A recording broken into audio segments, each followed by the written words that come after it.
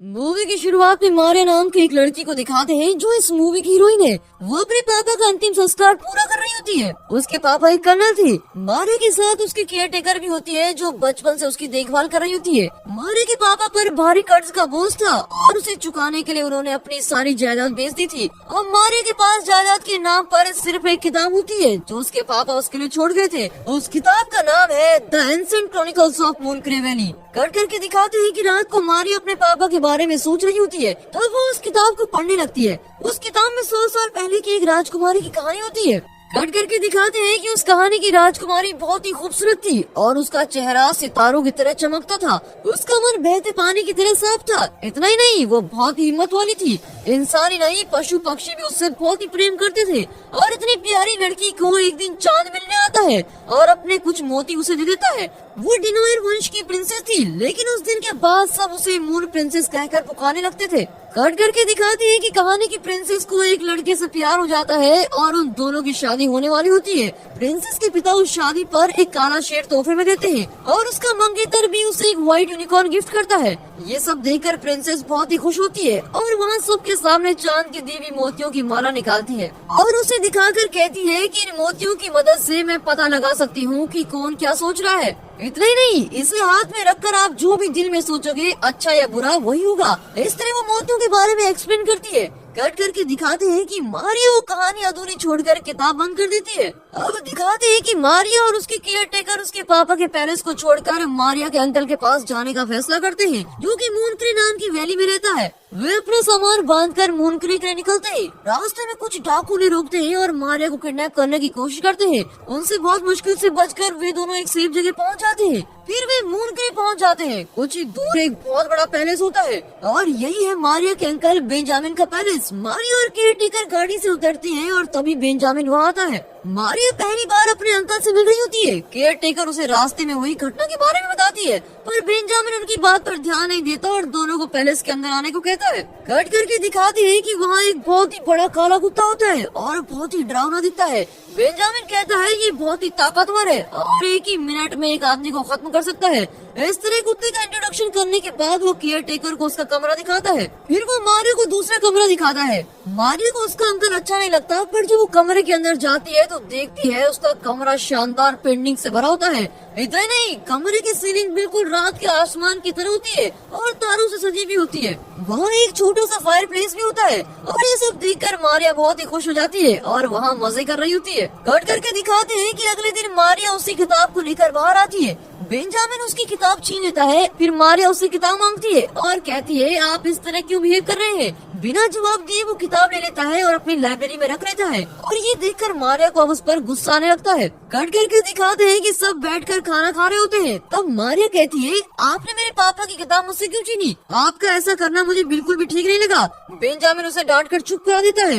दोनों के बीच आर्गुमेंट को देखकर केयर टेकर किसी तरह उनमें सुलह करवाने की कोशिश करती है और बेंजामिन उसे भी बोलने नहीं देता और कहता है खाते वक्त बात करना मुझे बिल्कुल भी पसंद नहीं है, इसलिए आप भी बोलना बंद कीजिए और चुपचाप खाना खाइए। और मारिया, तुम्हारे पिता एक डरपोक आदमी था, दुनिया भर से कर्ज लिया और तुम्हें भी कर्ज में डुबोकर वो चल बसा। अपने पिता के बारे में बुरा सुनकर वो चिल्लाती है कि मेरे पिता ऐसे नहीं थे, समझे आप? उनके बारे में इस तरह आपको बोलने का कोई हक नहीं है। इस तरह उन दोनों में फिर से आर्गुमेंट होने लगती है। कट करके दिखाते हैं कि कुछ समय बाद सब कुछ जरा नॉर्मल होने लगता है और तभी बेंजामिन मारिया और केयर टेकर को अपना पैलेस दिखाता है। तब वो कहते हैं रास्ते में तुम्हें जिन लोगों ने अटैक किया था वे डिनोयर वंश के लोग हैं, यानी वे हमारे दुश्मन देश को बिलोंग करते हैं। वे तुम्हें भी अटैक कर सकते हैं, इसीलिए तुम पास की जंगलों की ओर कभी भी मत जाना। कट करके दिखाते हैं कि शाम को वो मारिया को घोड़े पर बैठाकर मार्केट ले जाता है। शुरू में मारिया को सब बहुत नया लगता है पर वो जल्दी वहाँ के रहन सहन को सीख लेती है। इसलिए बेंजामिन मारिया को अकेले ही राज्य की सैर करवाने की परमिशन दे देता है। वो शायद भूल गया था कि डिनोयर वालों को मारिया की जान को खतरा है। मारिया सभी जगह घूमकर उस जंगल की तरफ जाती है। तभी उसे किसी की दर्द भरी आवाज सुनाई देती है। पास जाकर वो देखती है कि एक खरगोश पिंजरे में बंद किया होता है और उसे चोट लगी होती है। वो दर्द से तड़प रहा होता है। वो उसे हाथ में उठा लेती है तभी डिनोयर वंश का एक आदमी उसे अटैक करने की कोशिश करता है। उसका नाम रॉबिन है। तभी अचानक बेंजामिन का वही काला कुत्ता रॉबिन पर झपटता है और उसे देखते ही रॉबिन और उसके आदमी वहाँ से भाग जाते हैं। कट करके दिखाते हैं कि रॉबिन जाकर अपने पिता को इस बारे में बताता है और उसे भी जंगल में ले आता है, पर तब तक मारिया वहाँ से जा चुकी होती है। अब दिखाते हैं कि खरगोश को मारिया अपने कमरे में लेके आती है। फिर वो खिड़की से देखती है कि व्हाइट यूनिकॉर्न पहना हुआ रूप वहाँ भाग रहा होता है। उसके बारे में सोचती हुई वो बिस्तर पे लेट जाती है। तभी सीलिंग पर जो तारे पेंट किए गए थे वो धीरे धीरे हिलने लगते हैं। उसे अब बहुत ही अजीब लगने लगता है। कट करके दिखाते हैं कि वह अगले दिन बेंजामिन को इन घटनाओं के बारे में बता रही होती है और उसकी बात को टालकर वहाँ से वो चला जाता है। फिर उसका काला कुत्ता मारिया को किचन की ओर लेके जाता है। रास्ते में एक बड़ा आईना होता है जिसमें उस कुत्ते की बजाय एक बहुत बड़े काले शेर की परछाई दिखा देती है। मारिया किचन में जाती है और पैलेस के शेफ से मिलती है। वो उसे बताती है कि उसके साथ कुछ अजीब घटनाएं हुई है। उसकी सारी बातें सुनकर शेफ हैरान होता है और कहता है तुम उस किताब को पूरा पढ़ो, तभी तुम्हें इन घटनाओं की सारी सच्चाई पता चलेगी। फिर मारिया लाइब्रेरी में जाती है और शेफ की मदद से वो किताब ढूंढ निकालती है और फिर वो आगे की कहानी पढ़ना शुरू करती है। कट करके दिखाते हैं कि कहानी में मून प्रिंसेस की शादी का दिन होता है, जब उसे उसके पिता और मंगेतर कई गिफ्ट देते हैं। वो सबको चांद की मोतियों के बारे में बता रही होती है। तब उसका मंगेतर और पिता दोनों उस नेकलेस के लड़ पड़ते हैं और दोनों का ये असली रूप देखकर प्रिंसेस बहुत दुखी होती है और सभी को श्राप देते हैं कि आज से 5000 पूर्णमासियों के अंदर तुम दोनों के वंशजों को एक पवित्र आत्मा को खोजना होगा। अगर उस आत्मा ने ये नेकलेस चांद को लौटा दिया तो मून क्रेव वैली के लोग सब बच जाएंगे। अगर ऐसा नहीं किया तो ये मून क्रेव वैली हमेशा के लिए अंधेरे में डूब जाएगी। उस दिन से प्रिंसेस के पिता के वंशज और उस मंगेतर के वंशज आपस में लड़ रहे होते हैं और इसी के साथ किताब की ये कहानी भी खत्म होती है। काट करके दिखाते हैं कि मारिया शेफ से कहती है मैंने वो कहानी पढ़ ली है। शेफ कहता है कि एक पवित्र आत्मा ही इस शाप से मून क्रे को बचा सकती है। तुम्हें कई अजीब चीजें दिखाई पड़ रही हैं। मुझे तो लगता है कि तुम ही अगली मून प्रिंसेस हो और तुम्हें ही वो मोतियों वाला नेकलेस ढूंढना है और उसे चांद को लौटाना है। तुम ही वो पवित्र आत्मा हो जो इन दोनों वंशजों की लड़ाई को रोक सकती हो और मून क्रे को उस प्रिंसेस के शाप से बचा सकती हो। कट करके दिखाते हैं कि मारिया अपने कमरे में शेफ की बातों के बारे में सोच रही होती है। फिर वो किताब की कहानी में दिए गए समय को लेकर कैलकुलेट करती है कि अगली पूर्णमासी ही आखिरी पूर्णमासी है। उससे पहले उसे वो नेकलेस ढूंढना होगा वरना मून क्रे वैली का विनाश हो जाएगा। वो सोचने की कोशिश करती है पर घबराहट की वजह से उसे नींद नहीं आती। अब वो फैसला करती है कि मून क्रे को किसी भी कीमत पर मैं बचा कर रहूंगी। सूरज की पहली किरण के साथ वो पहले से बाहर चली जाती है। कट करके दिखाते हैं कि वो पास में एक एस्टेट की ओर जाती है। उसे लगता है कि वही प्रॉब्लम का सोल्यूशन होगा। वो जंगल के रास्ते जा रही होती है तभी उसे एक गुफा दिखती है और वो उसके अंदर जाती है। अंदर वो वहाँ एक औरत से मिलती है जो देखने में बिल्कुल उस किताब की मून प्रिंसेस जैसी लगती है। मारिया चौंक जाती है। वो औरत कहती है कि मैं भी तुम्हारी तरह एक मून प्रिंसेस हूँ। उन दोनों पवित्र आत्माओं को एक करने की कोशिश में मेरी पूरी जिंदगी निकल गई पर मेरी सारी कोशिशें नाकाम रही। उसकी परेशानी देखकर मारिया कहती है बेंजामिन मेरी अंकल है, वो जरूर इस मामले में मदद करेंगे। शांत दिखने वाली वो औरत बेंजामिन का नाम सुनते ही चिढ़ जाती है और कहती है उसका नाम भी मत लो मेरे सामने। उसके बाद मारिया को पता चलता है कि डिनोयर फैमिली ने नेकलेस वाला बॉक्स चुराया था और उस बॉक्स की चाबी उसकी फैमिली ने चुराई थी। तभी मारिया को अपनी किताब का बुकमार्क याद आता है और वही बुकमार्क नेकलेस बॉक्स की चाबी भी होती है। वो तुरंत चाबी निकालती है और डिनोयर के राज्य के अंदर जाना चाहती है। वो उस प्रिंसेस से मदद मांगती है और प्रिंसेस उसका साथ देना चलती है। कुछ दूर पर वो रुक जाती है और मारिया को डिनोयर का किला दिखाती है और वहाँ से आगे जाने को मना करती है और वहाँ से भाग जाती है। मारिया को उसकी हरकत बड़ी अजीब लगती है पर वो अपने फैसले पर अटल होती है और किले के अंदर चली जाती है। अब दिखाते हैं कि वहाँ के सिपाही उसे डिनोयर के सरदार के पास खींच कर लेके जाते हैं। सरदार को देखते ही मारिया उसे चाबी पकड़ा देती है। उसका ये स्वभाव देखकर सरदार तो बिल्कुल हैरान ही हो जाता है। वो चाबी लेकर उस नेकलेस बॉक्स को खोलता है पर बॉक्स के अंदर नेकलेस तो क्या लेस भी नहीं होता। डिनोयर खानदान के लोग इस खाली बॉक्स के लिए लड़ मरे।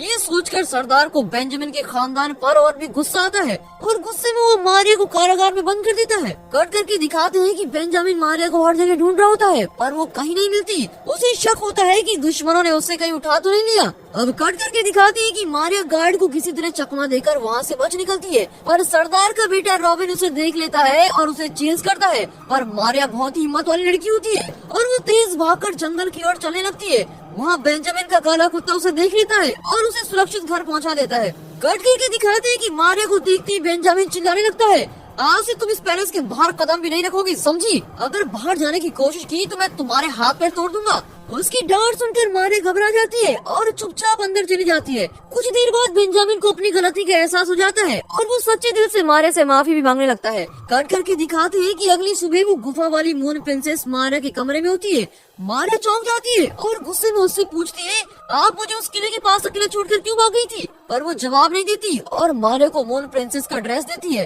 फिर वो किसी तरह मारिया को मना लेती है। उस वक्त बेंजामिन पैलेस में नहीं होता, प्रिंसेस पियानो बजा रही होती है और उसी वक्त वहाँ के आईने में उसके जीवन की सारी घटनाएं विजुअल में दिखने लगती है। मारिया भी विजुअल देख रही होती है। उसे पता चलता है कि ये प्रिंसेस बेंजामिन की प्रेमिका है। अब दिखाते हैं कि दोनों के एंगेजमेंट के बाद बेंजामिन को पता चलता है कि ये मून प्रिंसेस डिनोयर खानदान की लड़की है और इतना ही नहीं, वो डिनोयर के सरदार की बेटी है।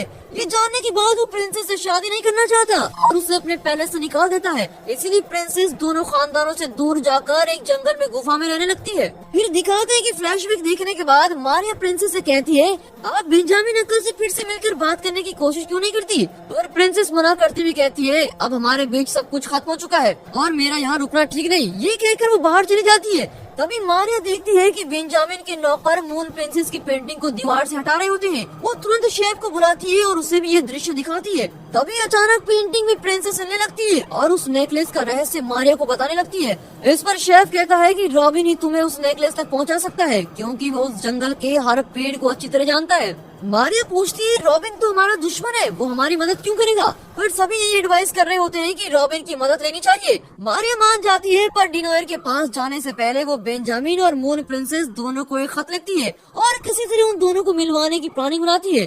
बहुत साल बाद दोनों मिल रहे होते हैं और वे बहुत ही एक्साइटेड होते हैं। फिर उन्हें पता चलता है कि उन्होंने एक दूसरे को खत लिखा ही नहीं, लवर्स को मिलवाने के लिए मारिया ने ये सारा ड्रामा किया होता है। अब उन दोनों में फिर से झगड़ा शुरू हो जाता है। बेंजामिन को पता चलता है कि मारिया फिर से गायब है और वो अपने आदमियों को लेकर उसे ढूंढने निकलता है। कट करके दिखाते हैं कि वे जंगल में उसे ढूंढ रहे होते हैं। मून प्रिंसेस भी उसके साथ होती है।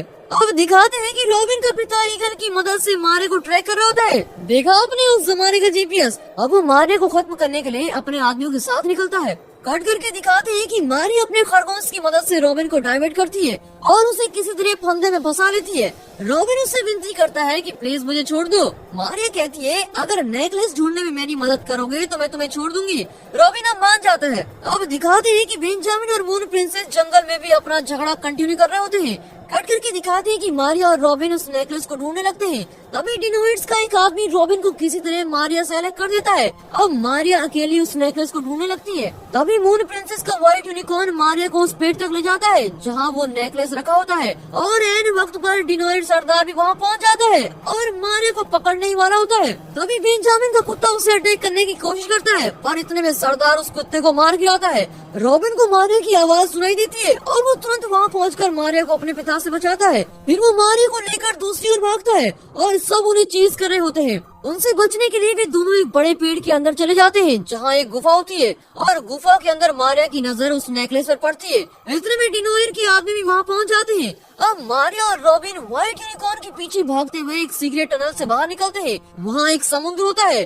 अब वहाँ डिनोयर खानदान के सरदार बेंजामिन और दोनों के आदमी जमा होते हैं। उस रात पूर्णमासी भी होती है। पहली मून प्रिंसेस के शाप के अनुसार अगर एक पवित्र आत्मा ने आज के दिन वो नेकलेस चांद को नहीं लौटाया तो मून के अंधेरे में डूब जाएगा और अब धीरे धीरे अंधेरा छाने लगता है। तभी सरदार मारिया से नेकलेस चुराने की कोशिश करता है, पर प्रिंसेस अपने पिता को रोकती है और समझाती है कि वो बहुत बड़ी गलती कर रहा है। मारिया भी अपने अंकल से कहती है कि आप दोनों इस लड़ाई को खत्म कीजिए और इस नेकलेस को समुद्र में डालने की परमिशन दीजिए, पर कोई उनकी बात मानने को तैयार नहीं होता। इसलिए वो खुद ही नेकलेस समुद्र में फेंक देती है, पर समुद्र उसे स्वीकार नहीं करता और नेकलेस मारिया को लौटा देता है। फिर वो नेकलेस की मोतियों को अलग करती है और सारे मोती उसके ड्रेस पर चिपक जाते हैं। अब मारिया सोचती है मुझे किसी तरह इन मोतियों को समुद्र को सौंपना ही पड़ेगा और खुद ही समुद्र में कूद जाती है। कट करके दिखाते हैं कि वो समुद्र की गहराइयों में पहुंचकर बेहोश हो जाती है। अब दिखाते हैं कि बाहर एक बहुत बड़ी लहर उठती है और उस लहर के बीच एक व्हाइट यूनिकॉर्न निकलता है जिसकी पीठ पर सवार होकर मारिया बाहर निकलती है। उसी वक्त बेंजामिन का कुत्ता भी श्राप से मुक्त होकर एक काला शेर बन जाता है। फिर बेंजामिन और गुफा वाली मून प्रिंसेस में सुलह हो जाती है। अब इन दोनों खानदानों के बीच की दुश्मनी भी खत्म हो जाती है। मून की वैली पूरी तरह से श्राप मुक्त हो जाती है और चारों तरफ रोशनी फैल जाती है। मारियो और रॉबिन का प्रेम भी शुरू हो जाता है और इसी के साथ ये मूवी यहाँ पर खत्म होती है। ये मूवी आपको जरूर पसंद आई होगी और दोस्तों इस वीडियो को एक लाइक और चैनल को सब्सक्राइब जरूर कीजिए और हाँ साथ ही अपने फ्रेंड सर्कल में इस वीडियो को जरूर शेयर कीजिए। And finally thanks for watching.